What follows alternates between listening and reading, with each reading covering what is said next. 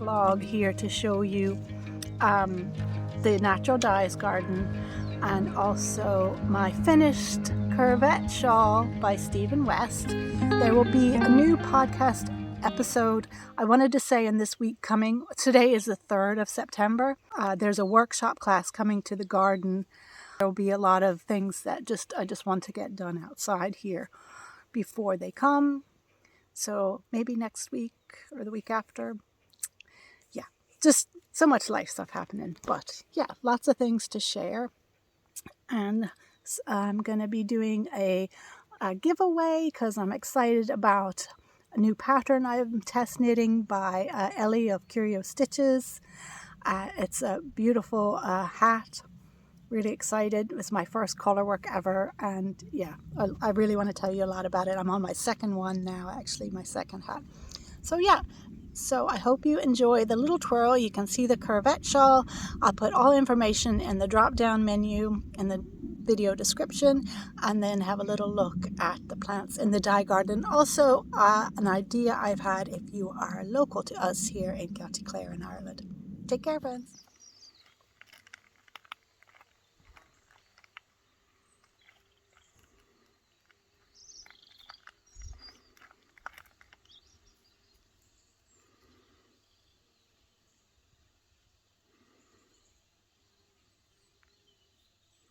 Good morning, everyone. It's the 3rd of September, about 9:30 in the morning. We've had some very needed rain because, yeah, the stream is dried up. A lot of things are dried up. And we were supposed to get more rain, but we didn't get the amount we needed that was supposed to happen. So anyway, but this is a look at some of mainly you're seeing the Coreopsis and the rutabaga, the brown-eyed Susans. In this section of the garden, the dyes garden, natural dyes garden, there's other things as well, but they're kind of buried from here.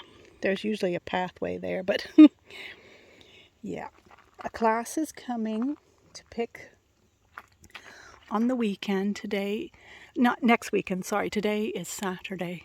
So next weekend, next Saturday, they're coming.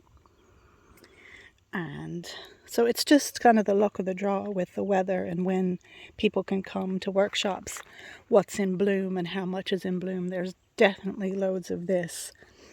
I have throughout the garden other calendulas. Usually there's a mass of it, but they're kind of finishing. I need to cut them back and I probably have another flush. But unfortunately, I think the roses will be gone because dark colored roses are very good as well. Although I might go and pick the petals and save them in case anyone wants to have a go. Here we have a quick look of, and there's so many flowers over there as well. But we still have loads of majorum, lots of dahlias everywhere. Achillea, yarrow. There's nasturtiums, there's roses, there's hollyhocks, there's more on the other side of the willow fedge, which again, that itself is a dye plant. I mean, and also there's meadowsweet, there's loads and loads of things you can forage for dye plants. So there's a lot more. There's woad. Here's our woad. Anyways, but yeah.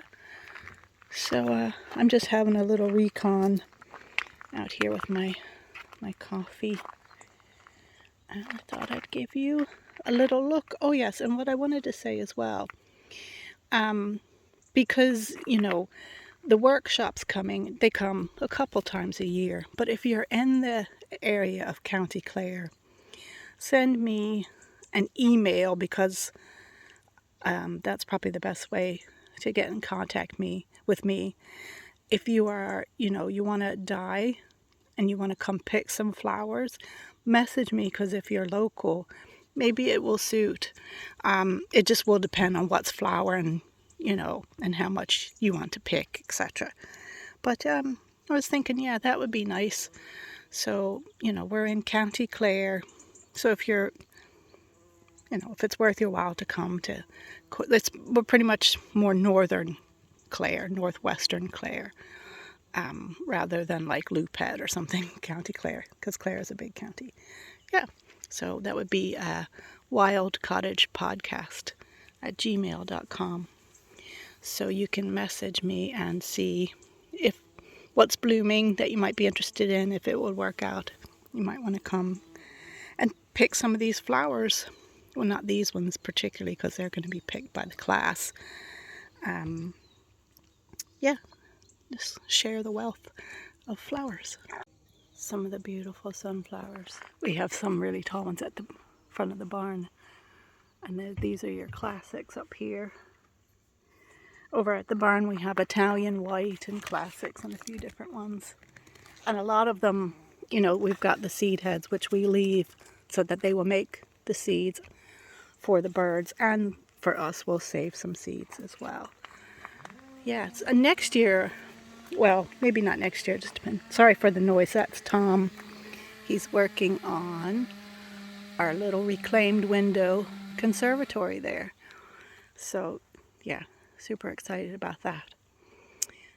And, yeah, I'd like to make a dedicated kind of sunflower bed. We'd have to probably put it back here somewhere where it's not as susceptible to the wind, because the main wind that we get comes sort of southwesterly, which is, you know, sort of this way. And but yeah, I'd love to have like just loads and loads of sunflowers. So we look at our tomato harvest today. No matter where I place it, you can't get the colors properly, sun or shade or, but anyway, so this is most of our varieties, not quite all. This is one of my favorite. This is a beefsteak, and it's called Chocolate Stripe. So just imagine all these colors being richer than they are. This is a Greek tomato, Ancient Phaedrus. This is Blue Betty, which is very purpley blue. And then it starts to ripen to red, whereas you can see these ones are more coming along to that kind of red. Golden Sunrise, a really great tomato as well. Black Russian, which are a bit darker than they look and will darken a bit. This is a lovely one. This is called Apricot Salix. It's a really prolific one for us, and it is kind of, it's an orangey yellow when it's ripened, but it just looks yellow there. This is a cool one just for something different. It's called White Wonder. See, we can see the difference. It gets very white as it ripens. That's a little yellow pear cherry tomato. This is Brad's Atomic Grape, which is very, very dark, and when it ripens, the green gets red in it. So yeah, I think that's, and I have a few little other ones under there, Tigerella and Lata, which is a very early tomato. So yeah, yummy in the tummy.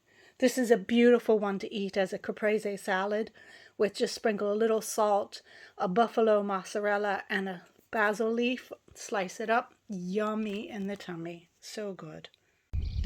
Blackberries are starting to ripen now.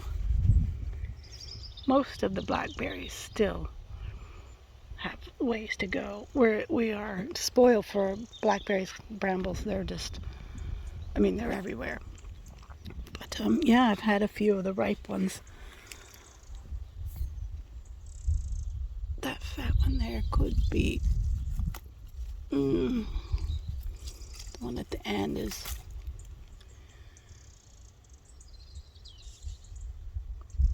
often, let's see. Yep.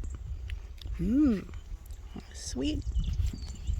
So there's the outside view of our white windows with Sandra and Bob's old beautiful yellow oak windows. It's gonna be so cute. There's himself.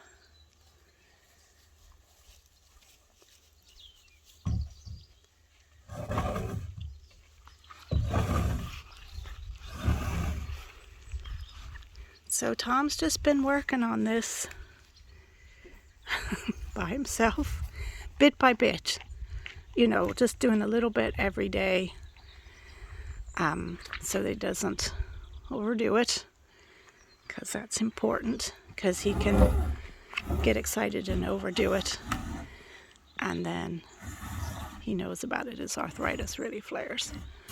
But Yeah. Tom has built a lot of things throughout his lifetime. He's built houses and really good compost toilets, the one he built here as well, and lots of different workshops, and yeah, so he's quite good at it, if I do say so myself. Turn it off, I need to swear. He said turn it off, I need to swear. Okay.